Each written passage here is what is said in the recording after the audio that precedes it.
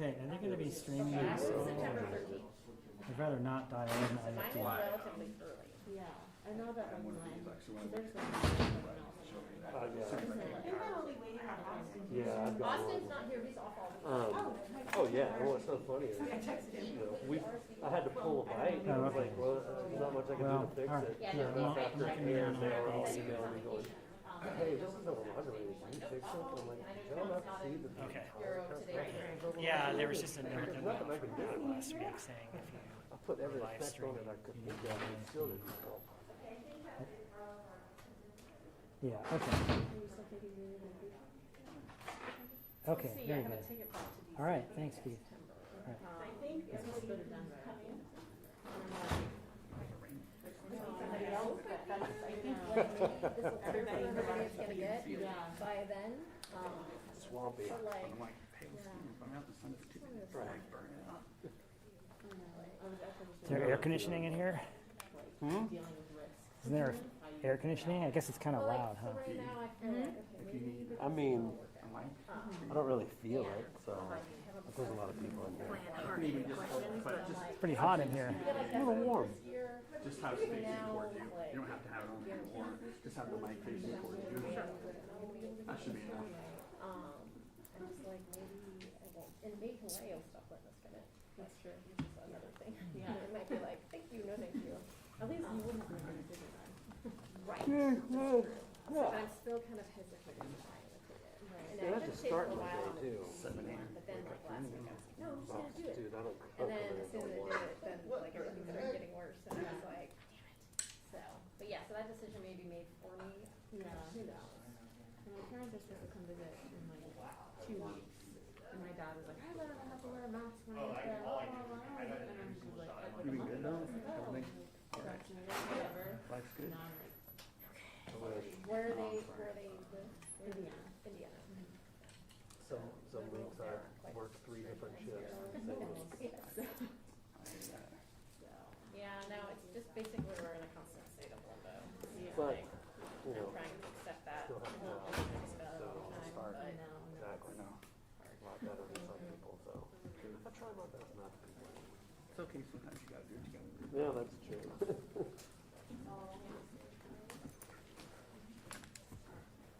This is a glamorous lifestyle. Yeah, yeah. Sorry, but these acting so busy. I don't even know if we want to watch them now. That was too much fun. you figured it out. play Candy Crush. Wait, did you just get an iPhone or something? 48 hours, I'm like a freaking iPhone version. What were you using before, Jerry? 2014 Android. Was it a flip They're coming phone? up the chair. So I guess they're gonna be like right down there. I wanted to flip phone. No, but he's You just ever looking at his seen- phone have you like ever it's seen magic. one? Like, I'm like, did you never have one of these before? It's a Blackberry. I didn't get to keep the flip phone in the divorce. Oh, Jerry. But now I understand why you guys are so busy. You got so much stuff to do. My response. I don't care if my phone runs out of reason.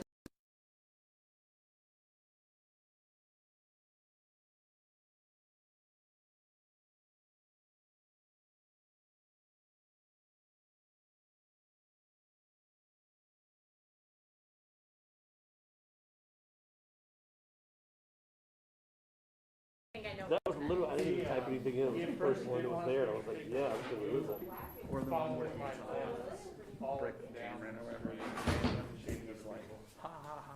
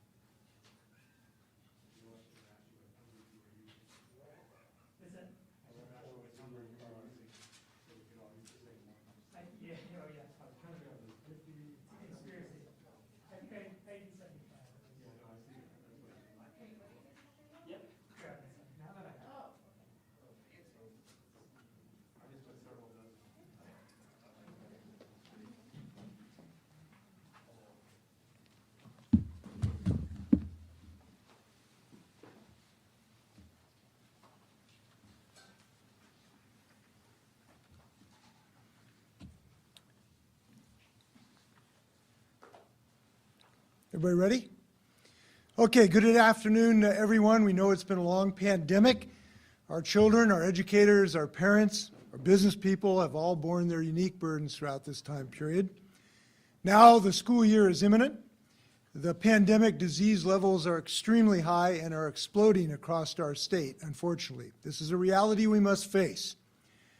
We can go back to the painful days of closing businesses and schools, or we can use the known, effective, and safe tools at our disposal to keep our schools and our businesses in operation. We should not shut down our economy again. We should not shut down our schools again. Instead, we are going to keep saving lives by using the effective tools at our disposal. We are fortunate, we are blessed to have two tools that are effective, that are safe, that are available to essentially almost everyone in our community, and we should use them. Those are masks and vaccines. Accordingly, I am revising our proclamations today to increase the use of these life-saving measures, to increase the use of masks and increase the use of vaccines. I'm announcing vaccine requirements for adults working or volunteering in K through 12 schools, as well as individuals employed in higher education, early learning, and childcare. Across the educational spectrum, we are extremely confident this will save lives of our employees, and perhaps most importantly, saving lives of our children.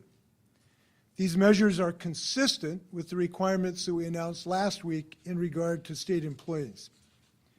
Additionally, fully vaccinated individuals will once again be included in the statewide mask requirement to wear masks when they are in public indoor settings. This masking requirement will take place on Monday. Now let's talk about K-12 if we may. Our state, fortunately, is one of the most protective and most effective in being safe in our schoolrooms. However, we cannot continue to gamble with the health of our children, our educators, our school staff, their parents, or the public, nor for the health of the communities that they serve. So today I'm announcing a vaccine requirement for K through 12 educators, for school staff, coaches, bus drivers, school volunteers, and others who spend time in these schools with children. This includes private schools and charter schools as well. This proclamation does not apply at this time to students. It also does not include tribal compact schools, but I strongly encourage those institutions to adopt these vaccination requirements. We estimate this will cover about 155,000 educators, school leaders, and staff in these various schools. Similarly to our state employment requirements, there will be no test-out option available. Unions can bargain certain impacts with school districts, but getting the vaccine will be a condition of employment. This will be a condition of employment. And to continue operations and employment, you will be required to come into conformance with this safety requirement. This is a safety requirement of the state of Washington. The proclamation will also require vaccinations for licensed and license-exempt child care and early learning providers and facilities. This includes DCYF licensed, certified, and contracted providers who serve children from multiple households. It also includes adults and anyone else vaccine age eligible who work in license-exempt early learning, child care, and after-school programs serving children with multiple households, like preschools and after-school programs. It does not include those providing family-friendly neighbor care, child services offered at on-site religious organizations such as Sunday school, and it does not include tribal or federally licensed child care programs. Just like our K through 12 requirement, this also covers contractors who provide any goods or services at the facilities where children are present. Labor-represented licensed family home child care may bargain impacts with the Office of Financial Management. We estimate that this will impact about 118,000 workers in licensed early learning and child care programs. Now talking about our higher education system. Our higher ed vaccination requirement is consistent with these other measures as well. Staff, faculty, contractors, coaches, volunteers, and visitors are required to be fully vaccinated by October 18th. And by the way, I do want to reiterate, in order to be fully vaccinated by October 18th, you will have to begin your vaccinations before that. We know that the Moderna and Pfizer vaccine require 2 doses. The very latest for the last dose of either of those, or the first dose of the Johnson, would have to be by October 4th. I just want to reiterate that. So people have to start their vaccination well before October 18th to comply with this requirement. The requirement in higher ed does not cover students. We estimate this higher ed requirement impacts about 90,000 staff, faculty, graduate students, and other employees. Now, I want to take just a minute talking about some of the rationale for this. And this starts with the rationale that these vaccines are incredibly effective, amazingly effective. They are a medical miracle. And they are a double miracle because not only do they save lives by the tens of thousands, and Dr. Shaw will talk about that, but they have minimal side effects. 169 million Americans already know this is true, that these vaccines save lives and have minimal side effects.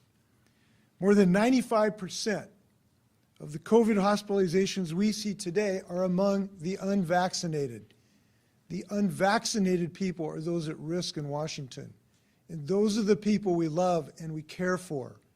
And it is heartrending for us to see losing our neighbors, our co-workers, our students to a preventable disease.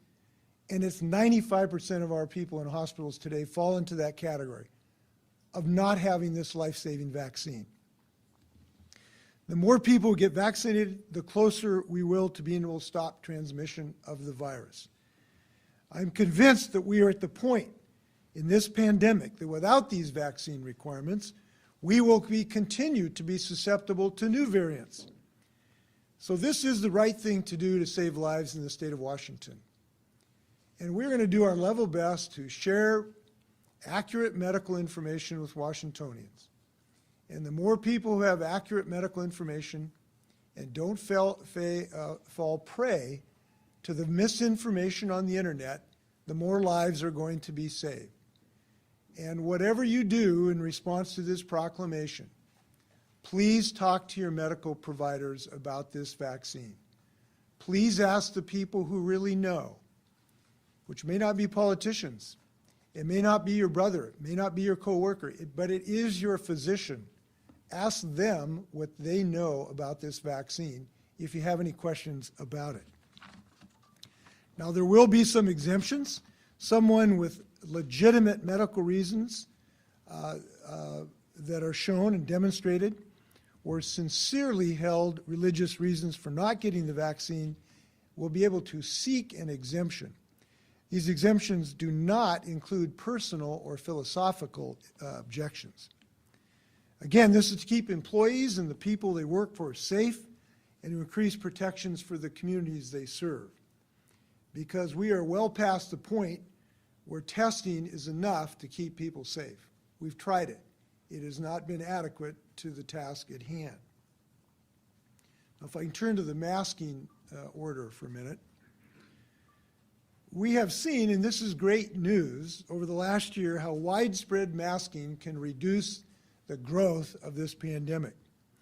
We loosened masking requirements at a time when our vaccination rate was growing quite rapidly and when our case counts were dropping quite rapidly. But unfortunately now, both our case counts and our hospitalizations are exploding. It is not uniform. In fact, it's very non-uniform across the state of Washington. Some of our areas have in the 80% plus range, some are in the low 30s. The fact that there's a 50% difference from community to community poses a danger to the whole state of Washington. But we need to have a statewide response to this because every single life counts in every corner of the state of Washington. Therefore, we are requiring all individuals, including the vaccinated, to mask up inside. This updated mask requirement will take effect Monday. It applies to public places, restaurants and offices, shops. It covers everyone in a public-facing setting regardless of their vaccination status. So in a place that is open to the public, everyone needs to wear their mask in those conditions. It does not cover vaccinated workers who do not have face-to-face interactions with the public in those settings. Now, this is important, however. Unvaccinated workers will continue as they are today, will still be required to wear their mask in all conditions on the job. This is a job requirement, and it is a safety requirement, even in non-public facing operations. So if you're not vaccinated at this moment and you're on the job, you need to be wearing a mask, whether it's in a public or non-public part of your operation. It also does not apply to gatherings that aren't accessible to the public when everyone in attendance is vaccinated. The mask mandate will also not apply to athletes in indoor sports when they are actively engaged in game or practice. But when they're on the bench or sidelines, we need them to put their mask back on. Those younger than 5 or who have medical conditions that prevent mask wearing are not required to follow this mandate. This will take effect on August 23rd. For those who are frustrated by any of our actions against this pandemic, we need to be really clear, and it is very clear why this is happening. It's because not enough people are getting vaccinated. And the sooner we get more people vaccinated, the sooner we can free ourselves from interruptions, masks, and other interruptions in our lives. That's the nature of this problem. And we are addressing it today by taking action that is fundamentally necessary. We know that masks will help diminish the threat of chaos in our lives. It's going to help us turn the corner and suppress, to some degree, this virus. But we need to be clear. Ultimately, there's one way out of this problem, and it's through vaccination. And the sooner we realize that, the sooner we will get this in a manageable situation. Now, why are we in this position today? Why are we in this fight? In a sense, this is a new fight. In a sense, this is a new virus. The Delta variant presents a whole new challenge to the state of Washington. And just as we said since the start of the pandemic, we've got to tackle the tools, we've got to tackle new threats with the tools we have, and that's what we're doing today. This week, our state broke its previous record for COVID hospitalizations set in December. The rate is, as I said, spectacularly almost vertical on our charts. We're witnessing exponential growth. I've not used that term in some months, but regrettably that is now the situation that we are in. And the reason is clear. This virus mutated. There's a new game in town, and we have to fight it with the tools we have at our disposal. Hospitals are swamped. Our workers in healthcare are exhausted. They've been doing heroic work for months and months now. Communities are stressed, and I have not seen a single trend that would suggest it's going to slow down in the absence of new action. That means we are in the middle of an explosive threat in our community, and we intend to confront it. And we know vaccines work, we know masks works, and together we know they both are going to help us forge a new path in our state. I also want to point out that this is a somewhat new situation as to who the victims are of COVID. When we started this endeavor, we thought of just those in nursing homes and those of certain age. But that's not the situation anymore. The burden of COVID surge is falling on all age groups, but this virus is increasingly impacting young people. This is because infections are primarily in people who are not vaccinated.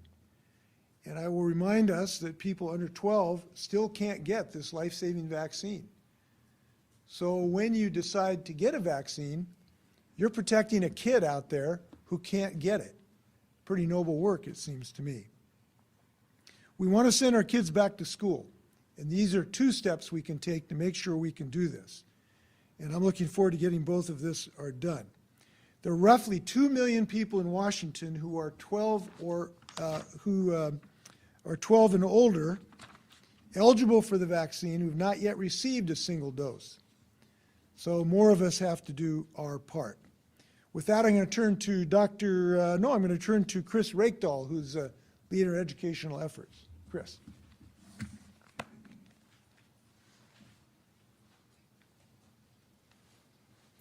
Thank you, Governor Inslee. I'm Chris Rakedahl, Superintendent of Public Instruction. I want to thank the Governor for this order today. It comes, as you heard, at a very complicated time in public education, a time where we have learned a lot in the last 18 months.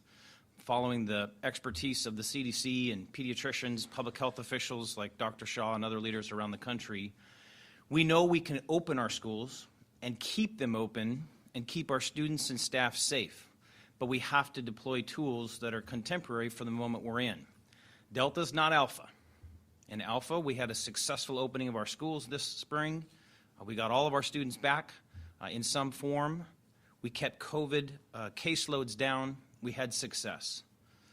Delta's different. It is impacting more folks. It's more transmissible, as we now know. And the best tools we have at our disposal are face coverings, which are already a requirement in all of our schools now, which has been announced previously, and now this requirement to get all of our staff and all those who are in contact with our students vaccinated. It is a requirement. We will expect folks to move expeditiously who do not have this unless they qualify for one of the exemptions, religious or medical. This is, in fact, as you heard the Governor say, the best way to keep schools open. Last year was very impactful. We know about it from the great coverage you provided on economic impacts, educational impacts, disproportionate impacts on some communities. In the school setting, we saw the disconnect for a lot of young people. We saw attendance issues disproportionate, and we've shared that data from OSPI. We saw letter grades as one indicator in high school impact students. And we know that we can avoid that going forward and begin the recovery efforts and the hard work of moving forward. And we're doing that. We've deployed $2.5 billion or more in federal dollars. Districts had incredible opportunities this summer that they engaged families in. We are accelerating learning again. And our goal here is safety first and foremost and retaining the opening of our schools and keeping them open. Shutdowns have impacts. To educators all over the state, thank you for the work you're doing. And I use that term broadly. From the bus driver to the person serving a meal, to our custodial teams, to our maintenance crews, thank you for the work you've done to keep kids safe. I need you to step up again. If you're not vaccinated, please do so and move to do so quickly. You are creating the buffer and the protection for young people and your peers. This is a safe vaccine administered, as you heard from the governor, for hundreds of millions of people across the country and billions around the world. This is our best opportunity. If we do not do this, and we have to shut schools down this year due to significant outbreaks or even long-term quarantines, students are impacted and ultimately jobs are impacted. And we saw that fall disproportionately last year in our school setting on our bus drivers and others. So they have a lot of reason, I think, to do this and do this expeditiously. Lastly, to the parents out there, I want to say thank you. The ongoing engagement of our public health officials and our governor has been constantly and consistently about making sure our young people are safe. But parents bore a lot of this impact last year as well, especially working moms. When 1.1 million kids are at home, somebody's there to make sure they get through their schoolwork and to navigate their safety needs. And that fell very disproportionately on those often most vulnerable from a wage standpoint or from an equity standpoint. Opening schools is important. It matters to learning, it matters to our economy, it matters to families. Please get your vaccines, please do it expeditiously, or consider a qualification for one of the qualifying exemptions. This is not Alpha, this is Delta, and it requires us to step up in a way we have not done so. I believe Dr. Shaw is next.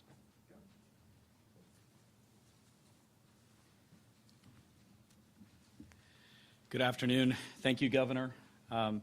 Thank you, Superintendent Richdahl. My name is Dr. Umair Shah, Secretary of Health for the great state of Washington.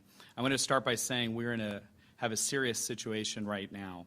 We are seeing a significant rise, as you have heard, in cases, hospitalizations, and an increasing proportion, in fact, the vast majority, being due to the Delta variant across our state. We should all be concerned about what is happening in our state and particularly in our healthcare system. We're seeing staff shortages, hospitals trying to discharge patients early and divert patients from the care they need because they are simply too full to accept new ones. This is happening throughout our state. This Delta variant, as you have heard, is a game changer. It is easily transmissible and is leading to the vast majority of our cases. While we were hoping people getting vaccinated would be enough, we have seen a few things happen. Washington is one of the top states when it comes to vaccinations in the country, with more than 8.3 million doses of vaccines given out to more than 4.5 million Washingtonians, and that includes 4.1 million who are fully vaccinated. That's still not enough people have gotten vaccinated. There are 2 million people above the age of 12 years and older, who have not started their vaccine series yet. Now is the time, and those who are unvaccinated are unprotected and are truly helping drive up our surge. As the governor mentioned, we've had over 358 million doses that have been administered of vaccine across the country and billions across the globe. Just today, the Health Affairs Journal released a study, and I would ask you to look at it, where 140,000 individuals have been saved, lives saved across the U.S. because of vaccines. So here we are, wishing that we did not have to act as we are today.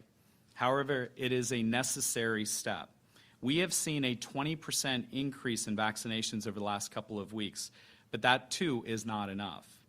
Vaccinations are absolutely the long-term path, but the effects, as we all know, take longer to see, weeks or longer, to see their impact.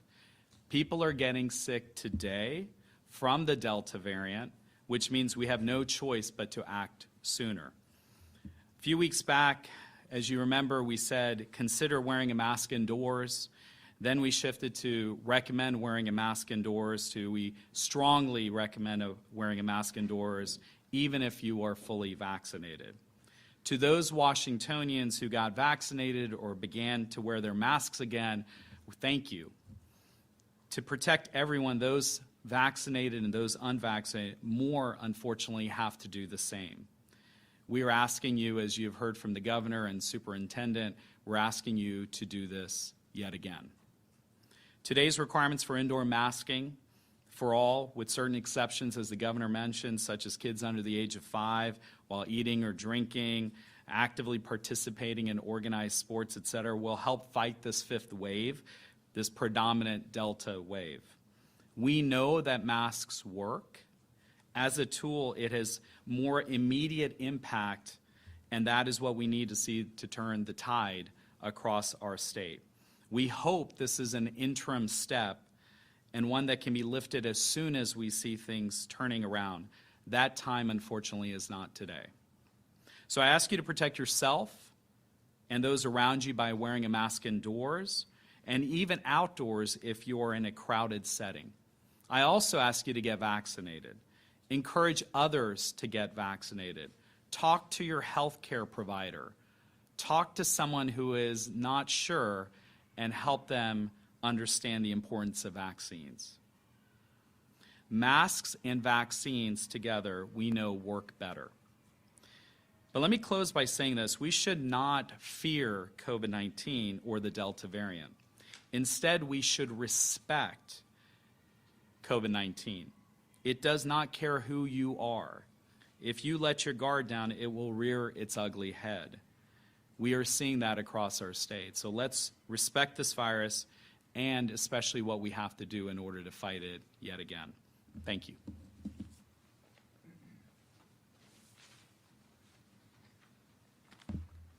Thanks, Dr. Shaw, and your whole team who've been working so hard on this. A couple comments.